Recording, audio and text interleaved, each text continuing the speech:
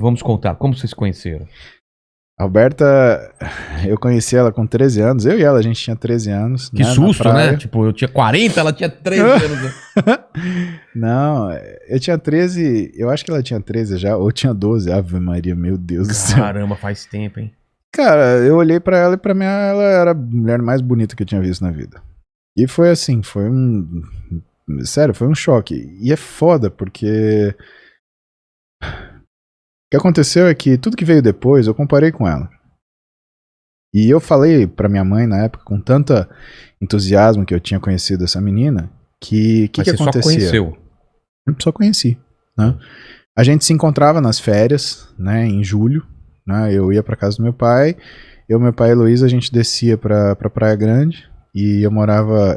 Praia Grande onde? Praia Grande mesmo, mas onde? Jardim Ocean? No Jardim Real. Cara, eu não conheço, porque eu ia direto pra Praia Grande, mas a gente ficava lá... Cara, era Cidade Ocean. Jardim Real é um pouquinho pra frente da Cidade Ocean. A gente ficava na Rua Primavera, que é onde tem um supermercado. Tinha um supermercado, não sei se tem até hoje, que era o supermercado Astúrias. Tá. E na Rua Primavera, né, a gente ficava logo no começo da rua e a gente descia 4 quarteirões até chegar na praia, e a Roberta, ela ficava no prédio que ficava logo pé na areia, de frente pra praia. E a gente se encontrava na barraca do Pedrinho, né? E foi um amigo meu que me apresentou pra ela, foi o Evandro. Obrigado, Evandro, até hoje. Não sei se você tá assistindo agora, mas sou muito grato a você. E eu até, na época, eu nem me movimentei porque o Evandro, ele queria ficar com ela. E, cara, eu respeito meu amigo. Coisa de brother, não né? vou, né? Frolzou. E deixei a coisa rolar, né? E aí, eu falava pra minha mãe, da Roberta, né? E minha mãe começou a perguntar, né? Sempre tinha uma namoradinha aqui, ali, aquela coisa. E a menina da praia, não sei o que, piriri pororó. Aí com 18 a gente começou a namorar, né? E isso marcou tanto a minha família, né? Minha mãe, no caso, que depois a gente namorou com 18 e se separou, né? Eu entrei na faculdade de medicina, ela foi pra aviação.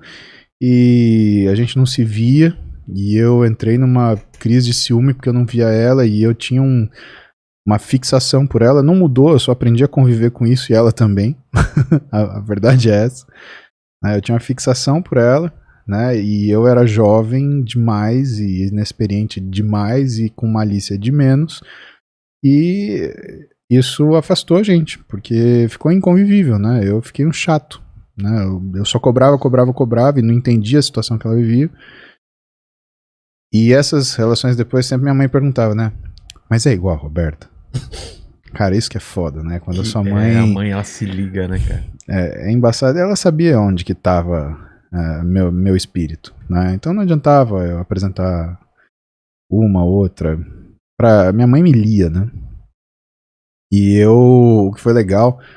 Né, que ela conta dando risada hoje, né, eu sempre fui muito covarde, né, de falar de mim.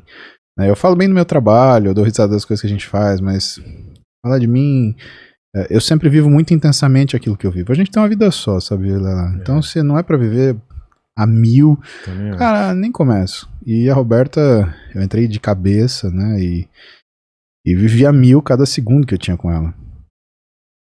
E eu decidi que era uma coisa que eu não podia errar, então eu seria cauteloso. E a gente conversava muito por telefone, até que um dia ela namorava, ela tinha terminado o namoro. E a gente falando por telefone, ela falou, pô, e você não vai me levar no cinema, né? E eu falei, sim? Mas e seu namorado? Eu falei, não tô mais namorando. Eu, ai, que pena. Sabe aquele barulho de vômito? Né? Que pena. E aí, cara, vamos assistir Titanic, né?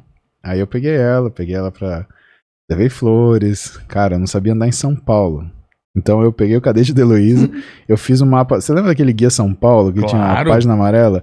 Pra garantir, em vez de eu pegar...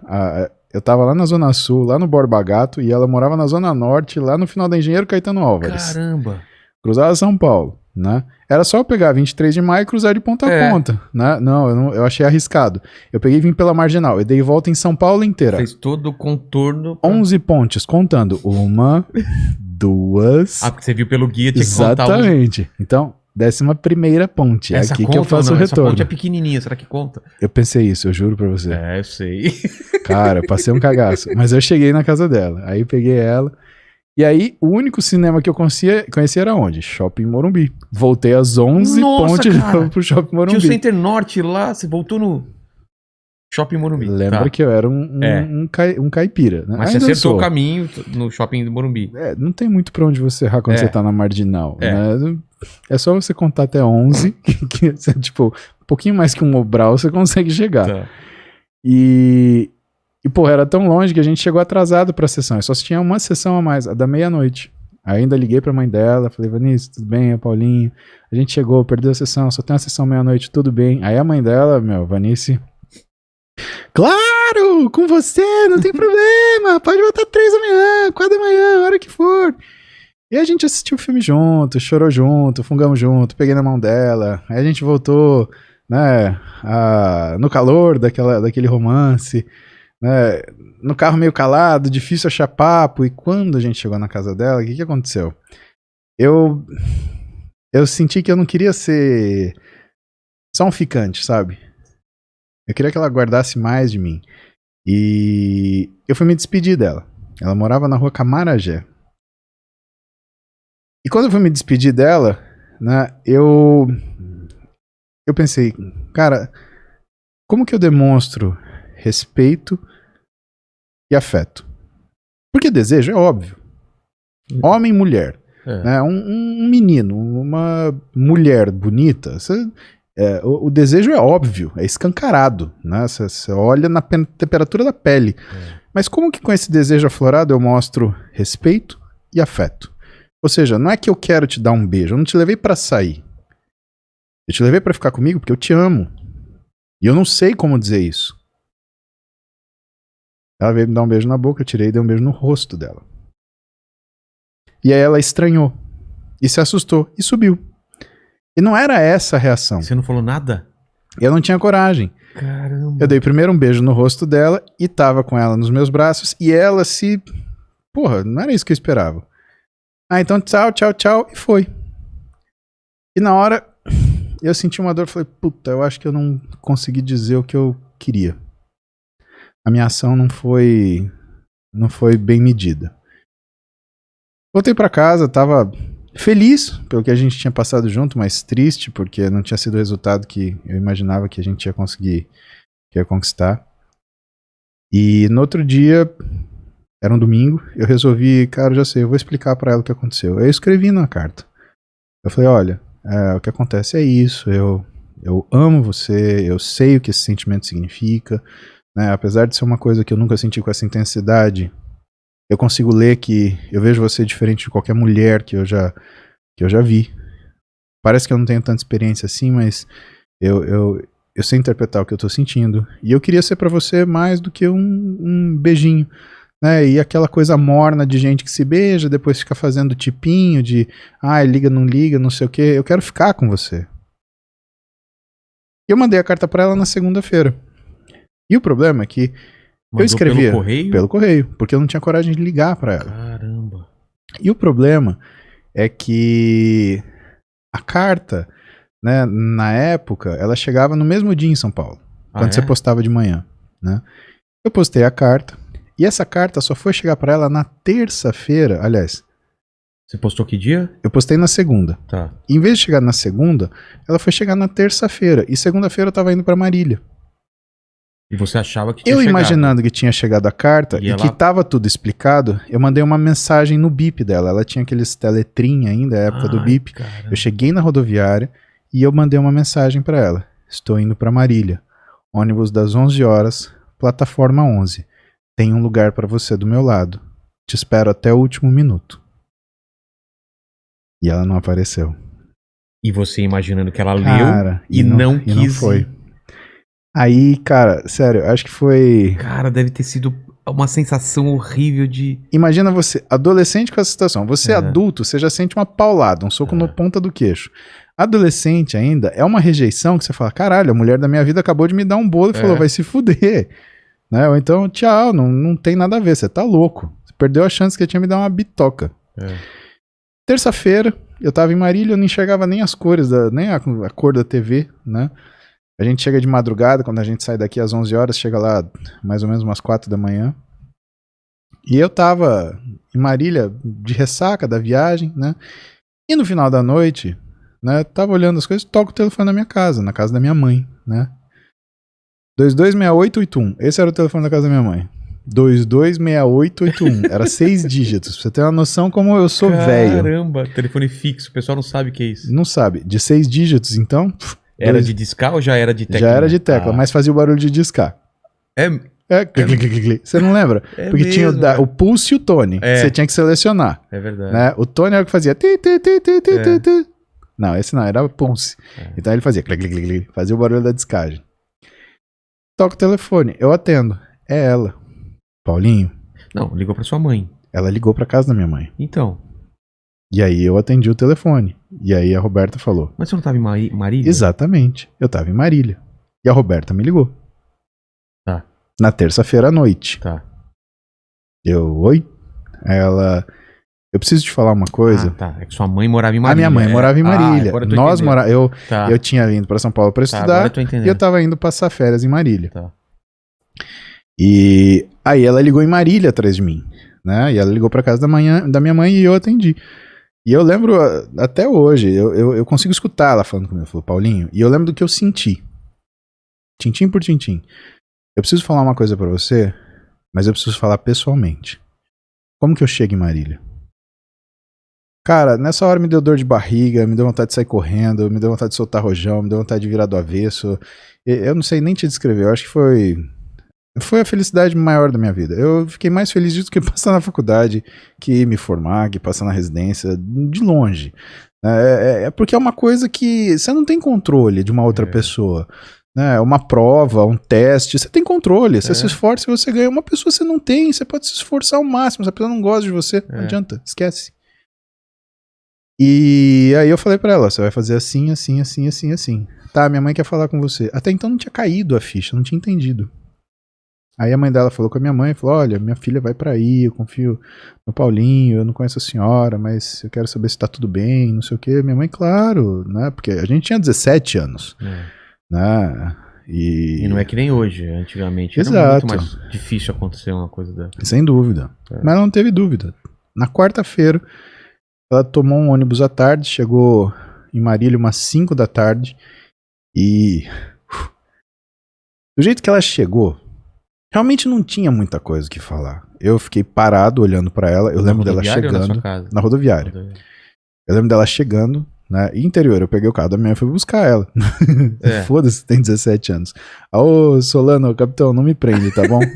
Tem um monte de amigo na polícia. Solano, Maeda, Renatão, bro, não me prende, já foi, tá bom? Já prescreveu, eu tô com 42, cara. Prescreveu. Quando eu tinha 22 já tinha prescrito. Tem 42, 20 anos que prescreveu. Não me manda multa. E ela desceu do ônibus com um Walkman na mão, com uma mala. E ela largou no chão, eu fiquei estático, parado, eu não sabia o que fazer. Ela veio perto de mim e ela me beijou. E aí ela olhou pra mim e falou assim, mas eu também amo você. Cara, minha vida começou ali. Se eu falar pra você, quando que você sentiu o homem? Foi ali. Quando você sentiu que você valia a pena? Foi ali. Quando você sentiu que você ia ter sucesso na sua vida? Foi ali, porque ali eu vi um motivo pra brigar.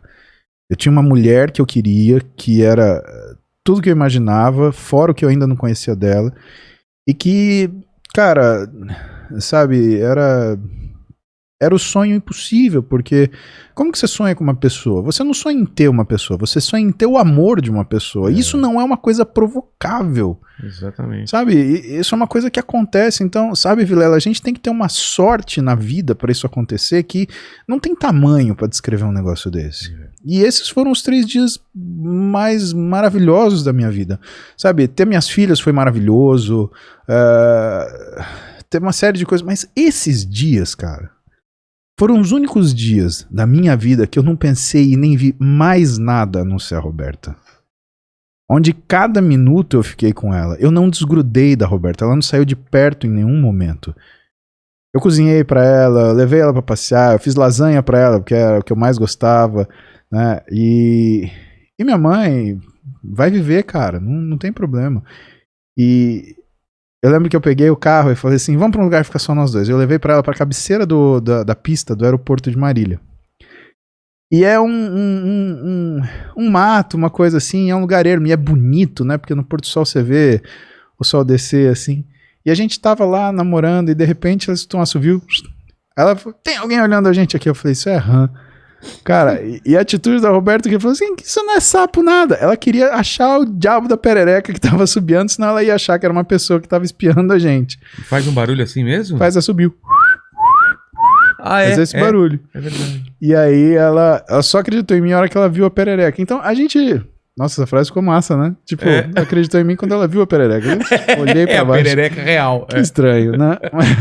Aí, e assim, sabe, a gente não teve nada, né? A gente não teve relação nesses 3 dias, a gente dormiu junto, né? E assim, sabe, sexo é uma coisa que você tem com qualquer pessoa que você tem um mínimo de afinidade. Aliás, você não precisa nem ter afinidade. Não precisa né? nem ter afinidade. Sedução, não. E se tem uma coisa que foi sensual na minha vida, foi uma madrugada que a gente levantou, porque era muito silêncio, a Roberta não estava acostumada com silêncio. E ela estava só de calcinha, e eu estava com a parte de baixo do pijama, de shorts, e eu olhei pra ela e falei assim, vamos tomar chuva? A coisa mais sensual que eu fiz na minha vida. Foda. Desculpa, 1 minuto. Relaxa. Eu peguei ela pela mão, a gente saiu do meu quarto, a gente foi até o quintal de casa, uma área pequena que tinha na frente da casa, protegida por muro, óbvio, né? E a gente ficou tomando chuva ali naquele calor do interior, e a chuva refrescando a gente, e ela só de calcinha, eu só de shorts, e assim, a gente só tava abraçado, se beijando e claro, testando os nossos limites dali, porque eu queria que a gente tivesse um momento especial para quando alguma coisa acontecesse. E eu não queria que ela de alguma forma pensasse que o que eu queria dela era simplesmente uma realização específica, né? Mas foi a coisa mais sensual que eu vivi na minha vida, de longe, né? Eu lembro desse momento nitidamente. Eu lembro da chuva, eu lembro da textura, eu lembro da temperatura da pele dela, eu lembro do beijo que a gente deu. Não é um momento que quando acontece você pensa, eu vou lembrar disso pro resto da minha vida? Quando Cara, acontece, e eu pensei isso na hora. Eu parei, eu lembro que eu parei na hora e falei assim, eu vou congelar isso no tempo, porque esse momento vai passar, mas eu nunca mais vou esquecer. E eu nunca mais esqueci.